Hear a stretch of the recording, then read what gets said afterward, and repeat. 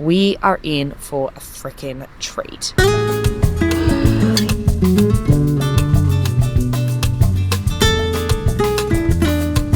While day one was explicitly dedicated to nature and driving, days 2 and 3 and 3.5 of Mendoza were explicitly for my bread and butter. Quite literally. They were all about food and wine.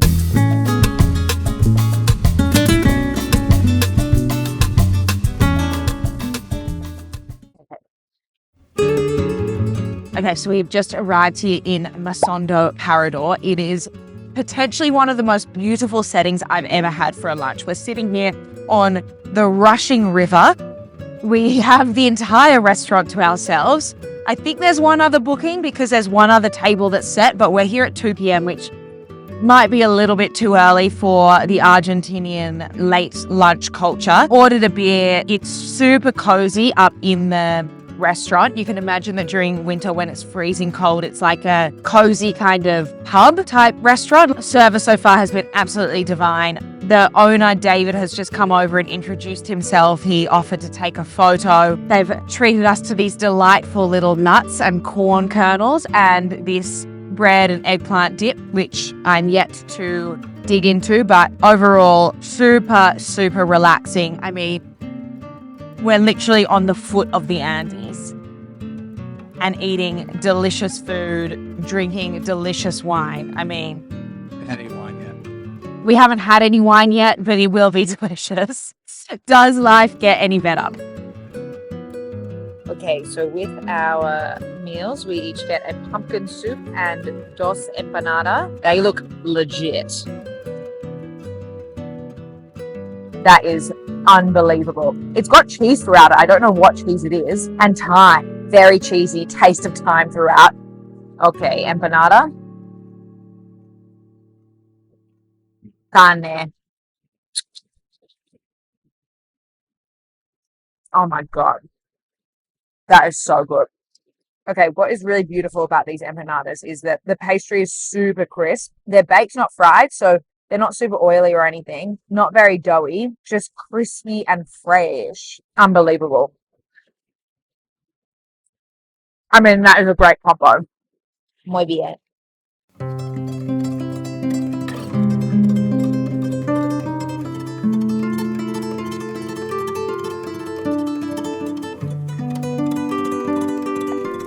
For our mains, we got the ossobuco and papas fritas and trout straight from the river cooked on stone.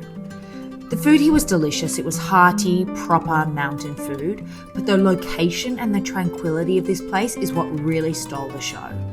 You're literally sitting at the foot of the Andes with no Spotify playlists, just the sound of the rushing river. Of course, we couldn't leave without dessert. We got flan with dulce de leche, the perfect end to the lunch, but it did mean we left unbelievably full.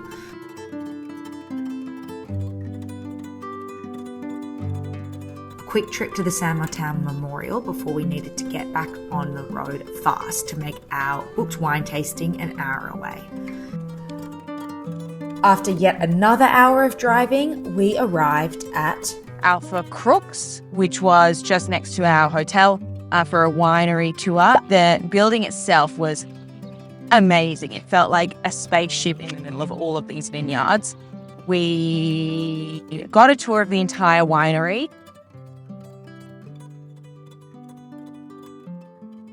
Our tour guide took us through the entire process of what goes into making these wines. And obviously throughout, we also got to taste test some of the wines, which were delightful.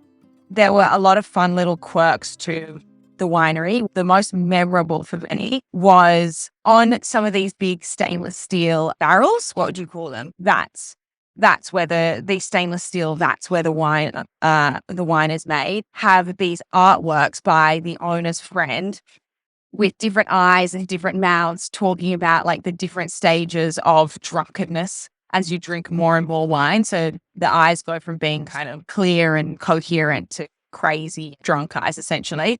The biggest wine cellar in all of South America, 50 meters deep. They call it the Wine Cathedral, and it actually has a church-like essence to it.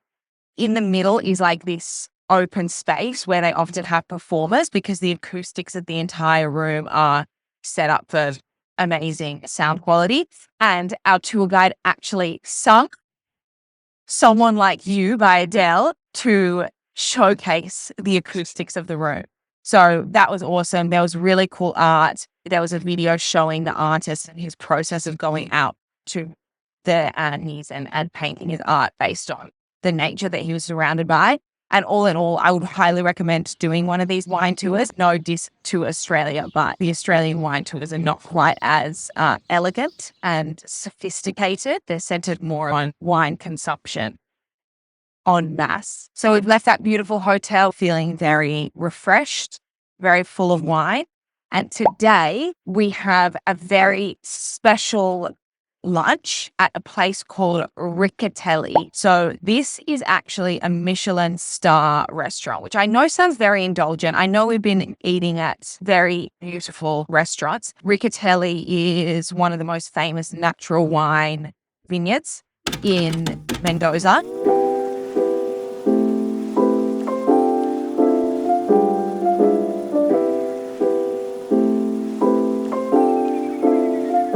Riccitelli was one of the most memorable meals I think I've ever had in my life.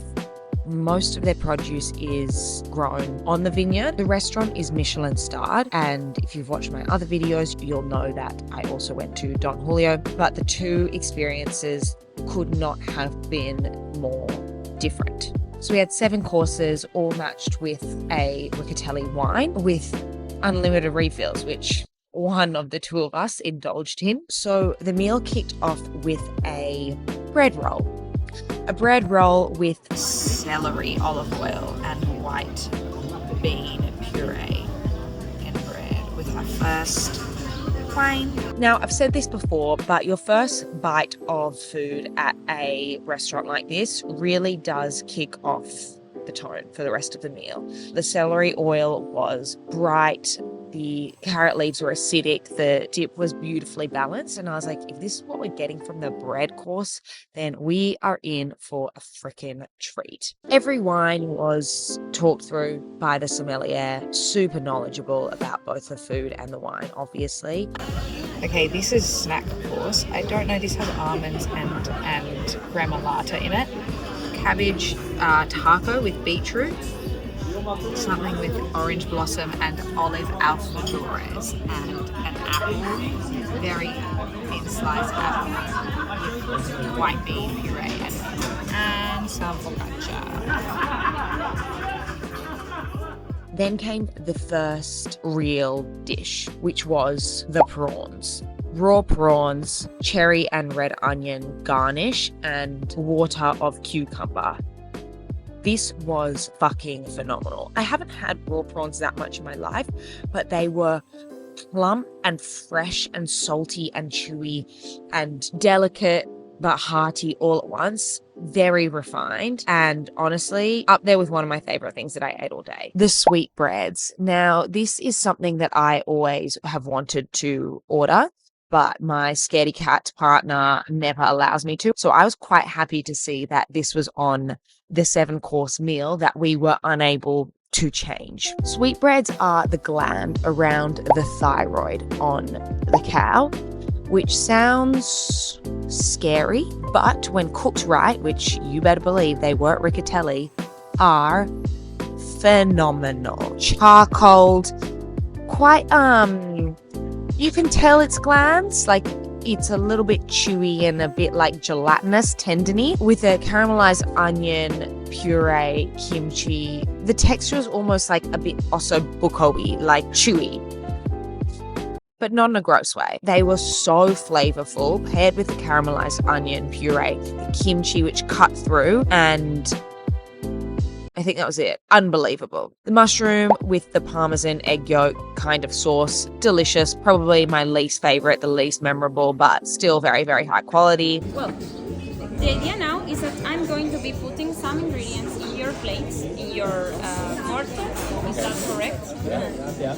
And you have to smash them. Okay. Okay. When you smash them, you're going to be able Okay, so we are mixing all of the ingredients together and then tasting it alongside the wine. Following the beetroot soup activity, we were bought a more refined beetroot dish that included all of the tasting notes of the wine, which was a lovely light refresher before the main event. Perfectly rare, crispy skinned duck with pear, another bean puree, and Osaka mustard leaf, which tastes exactly like wasabi, and it was as good as it looks.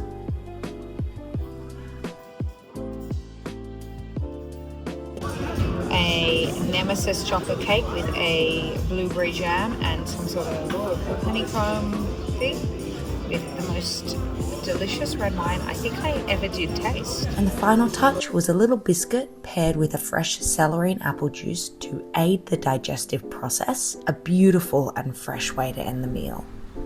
Yeah, it was probably the best dining experience I have had. Our last day in Mendoza, we went to the beautiful park, walked around there, read our books for a little bit, and wanted to go to a traditional parrilla. And we went to a place called Asadito, which was just close to the park. We got there probably 1:30, pretty empty, as I'm starting to realize is often the case in Argentina. Sat there, got a beer, an empanada, which immediately was perfectly spiced. The dough was crisp, delicious. And then eventually came the steak. And hallelujah, this is what we had been looking for since arriving in Argentina. This was our first good, delicious, good piece of steak. It was a skirt steak. It came with a side of Russian salad, which was, as it looks, delicious. The steak was juicy, tender, charcoal, flavorful, had been salted before cooking, and it really led me to have faith in the Argentinian steak culture. And since then, you better believe I have had many good steaks. You just need to know where to go and where to look. So that wrapped up Mendoza. An absolutely beautiful 3 days. We ticked off a lot of boxes. We ate very good food. We drank very good wine. And I would highly recommend this trip. I would highly recommend our itinerary, to be honest, if you're into food and wine and a little nature. It was jam-packed, but I feel like we really ticked off all the things we needed to.